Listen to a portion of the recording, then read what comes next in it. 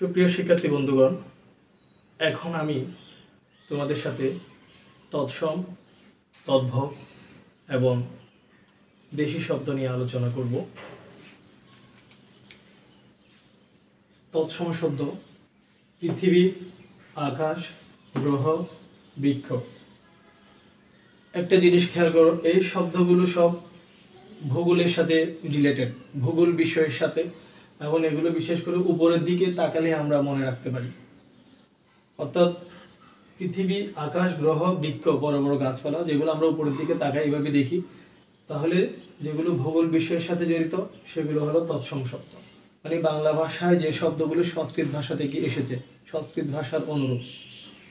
অধ্যাদেশ, গণপ্রজাতন্ত্রী, মহাপরিচালক, সচিবালয়, এই শব্দগুলো পৌরনীতির সাথে রিলেটেড। রাষ্ট্র এবং পৌরনীতি এই বিষয়ের সাথে জড়িত শব্দগুলো হলো তৎসম শব্দ। তদ্ভব শব্দ সংস্কৃত ভাষা থেকে এসে কিছুটা পরিবর্তিত হয়ে এখন আমরা ব্যবহার করতেছি যেগুলো, সেগুলো তদ্ভব।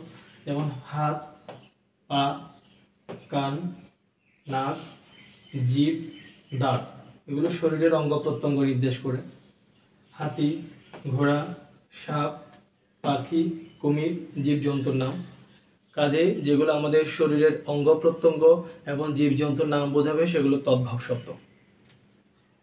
দেশি শব্দ লাবি, পেট ভরে খেয়ে বাজারে গিয়ে টুপরে করে 20 টাকার চুলা, কুলা, ডাব ও ঢেকে কিনলেন।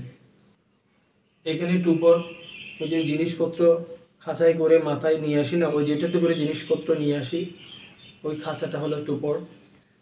ঢেকি, যেটাতে করে ধান ভানা হয় কিংবা চাল, আগেকার সময়ে এটার প্রচলন বেশি ছিল।